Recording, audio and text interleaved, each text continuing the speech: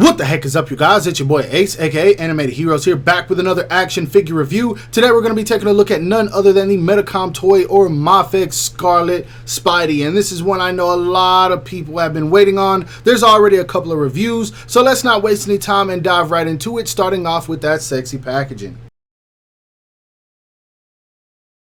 Now for the packaging, it's really nothing out of the ordinary. It's about the same as most Mafex packaging. As you guys can see, we got the window where you can see the figure. This really dope image of him right here with the cell shading. Honestly, I said it before and I'll say it again. I really hope that they re-release this figure with this particular look right here, with the bigger spider logo and the cell shading. That would be really dope. We've got some images of Scarlet Spider along the side and the bottom. It does say the Amazing Spider-Man, Marvel, Mafex, Medicom toy. Some stuff at the bottom no one really cares about. We've got an image of him web swinging on this side. On this side, we've just kind of got him with a shoulder shrug and the hoodie on. And then, of course, on the back, you've got him in a ton of poses you can get him into, showing off some of the accessories. Now, this is number 186 in the line, in case you're curious. But anyway, let's go ahead and bust this figure open.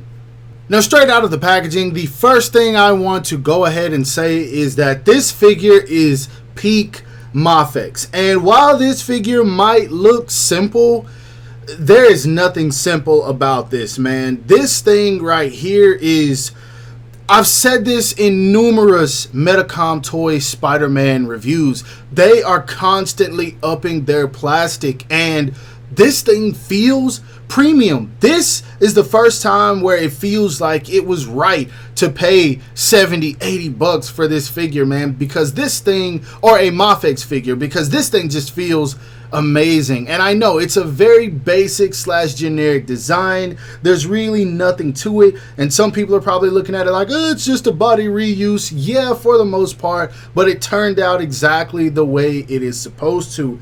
They are nailing it with these Spider-Man figures, man, and I'm not gonna sit and take too much time on this one just because I know a lot of people have already reviewed it, but I just want to say, man, that this thing is dope already. I am really enjoying this, and because of the fact that I love the Clone Saga so much, I know for a fact I'm going to enjoy this figure. I really hope they give us the Jackal Spider-Man. But anyway, that's another story. Let's go ahead and take a closer look at this guy. Now, taking a look at this guy up close, I will be honest with you guys, man. This could very well be my favorite Spider-Man figure from Mafex, and it's a bit biased. I've stressed that I do like Ben Reilly more than Peter Parker, and for the people that want to know why, it's just the fact that I love that character who is new to the storyline and is trying to find himself, and that's what Ben Reilly represents for me. He's just someone who was trying to find himself. If you haven't read the Clone Saga, I would definitely say they're worth a read-through. Now, addressing some of the complaints I've seen, some people have said that this body is a complete reuse, and it is, but it isn't, man, because if you look at the heads on these two, actually, I think the other head is probably put up somewhere, so I'm not going to compare the heads, but I do think that the symbiote Spider-Man does come with this head. Now, in terms of the arms, I think the biceps are reused, but the shoulders are definitely not. Ben Reilly's shoulders are a bit wider. The forearm or lower part of the arm, it looks the same, but it also looks like it's bigger. The fists are definitely bigger because the hands on the symbiote were smaller. The torso, I doubt, is reused because this symbiote logo is like sculpted on there, so I don't think that's reused. The belt kind of covers the waist joint, but I mean the waist I'm sure is reused. The legs are sculpted the exact same. Now these I do think are complete reuse until you get all the way down to the ankles where these are sculpted on here. These are not a separate piece, so I do believe that the lower part of the leg is at least slightly a new sculpt. They don't look to be any bigger, but I mean, it's Peter Parker. He keeps the same proportions for the most part anyway, so it makes sense. But then all the way down to the feet, as you guys can see, they are pretty much the same. So yeah, a lot of reuse here, but that's just, it's to be expected. It's the nature of the beast. If it works, then why change it? But overall, man, I love the reds on this guy, or the slightly orange, whatever you want to call it. The hoodie is done very freaking well, man. This is one of the best soft goods I have seen. Mezco, take notes. because they got to get on it. The belt is painted very nicely. These pouches and everything down here are painted nicely. The web shooters, all of this is just very, very clean, man. They did such a good job. But anyway, let's go ahead and put him back so we can see how tall he stands. Now, when it comes to his height, to the top of his head, as you can see, he's just shy of 5.5 inches, so still within that 6-inch scale. I think most of these Spider-Man figures are around the same height, given that they are 90% reuse, but that's fine with me. They all fit in scale very well together and with other stuff. Now, if you guys want to see some size comparisons, we will be showing those off a little later on in the review. And if you're enjoying this figure already, it only gets better from here. Articulation wise, he looks all the way up. He looks all the way down until the chin touches the chest. Neck pivoting, all that is just fine. Arms go up and out about that much before you're forcing it, which that's fine. He does have a butterfly joint. That is still very effective. Web swinging poses will not be a problem. He has a bicep swivel, double jointed elbows that bring all the way in. That is really, really dope. He can flex through the muscles, no problem. The hands are on a hinge. The only hindrance is going to come from the gauntlets, and so they do hinder it a little bit, but that is to be expected. It just kind of comes with the territory. Now, in terms of the chest, you guys see it, man. All kinds of movement in there. At the waist, he goes back very far, forward very far, and then utilizing the diaphragm joint in there, it just works even more. The diaphragm joint does allow him to move all the way around, so posability not going to be a problem. The legs are on the typical drop down, kick out about that much, and then he can do the splits just fine. He does have a thigh swivel, double jointed knees that are very effective. Foot goes down about that much, up about that much. Ankle rocker, very, very well, and then does have a toe hinge.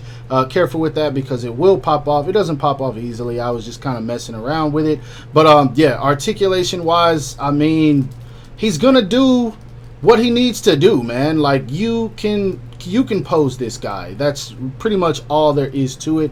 Be careful though, because the plastic on this it feels a lot more sturdy than other Spider-Man figures, and I mean that in a good and bad way. You'll have to kind of pose it around and have your hand on it to understand what I mean, but it doesn't feel fragile, but maybe it's just me kind of getting used to it.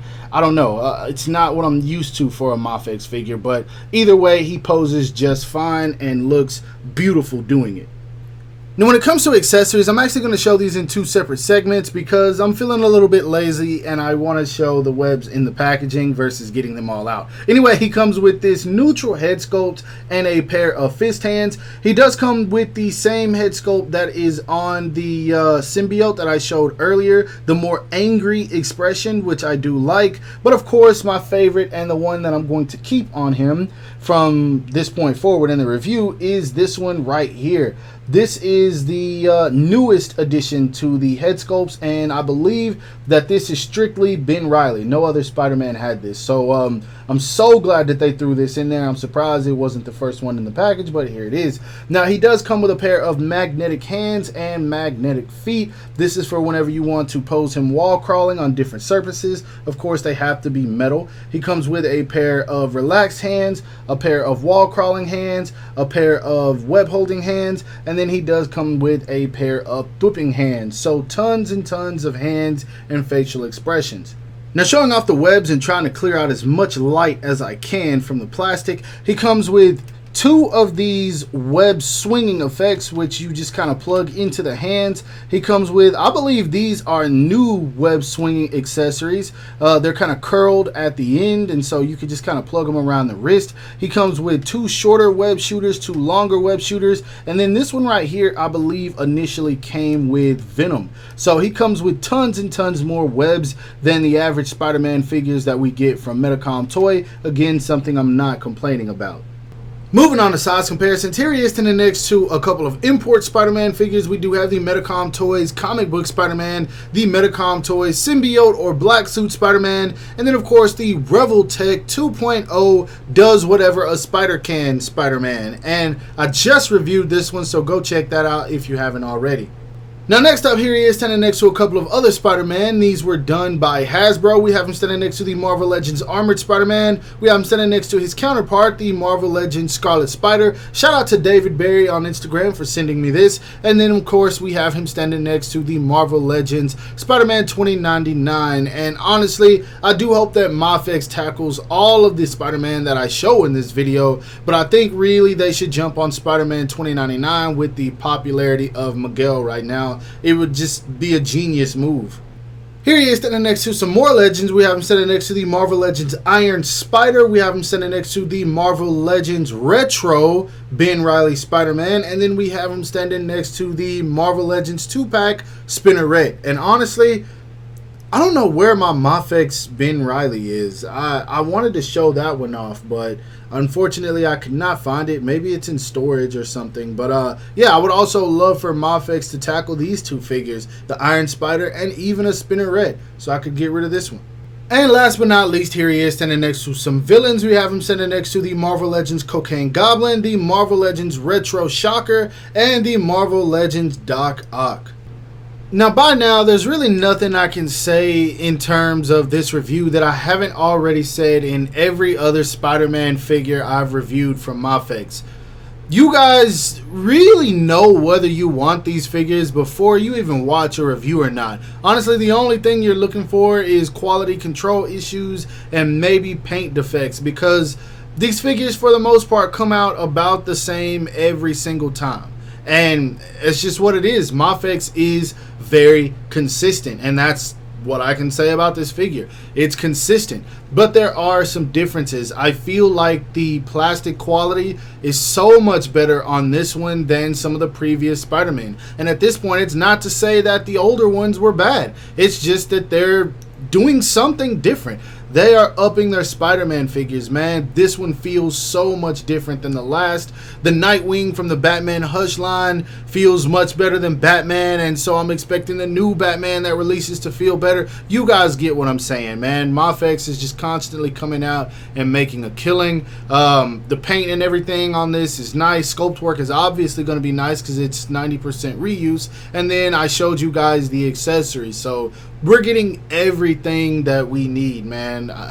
That's just all there is to it. Mafex is killing it. I want this to continue. I want more. I do want to get some villains. I would love a Green Goblin. I would definitely love a Doc Ock. This is something that me and X Manny were talking about. Shout out to X Manny. I would love a Hobgoblin. There's so many villains they could give us, man. So I really hope that they start to dive into those. But in terms of other Spider-Man, 2099. We need that ASAP. I feel like right now is the perfect time to get that. I would love a Spider-Man 2099. After that, maybe the Jackal Spider-Man. I don't know. I really, it doesn't make a difference to me, man. Spider-Man Noir, I'm down for anything. They could just dive all into the Spider-Verse, but that's not what we're here to talk about. It's this figure in particular. I'm not going to tell you whether to pick it up or not, because again, you already know whether you want to. So anyway, that's my review. Hope that you guys enjoyed it. If so, don't forget to give it a thumbs up. That always helps me out. Subscribe to my channel if you haven't already. Make sure to hit that bell icon to be notified whenever I upload new content. And last but not least, follow me on everything you see listed in the description below to keep up with my activity outside of YouTube. Hope you guys have a great rest of your day. Stay safe wherever you are, and bye.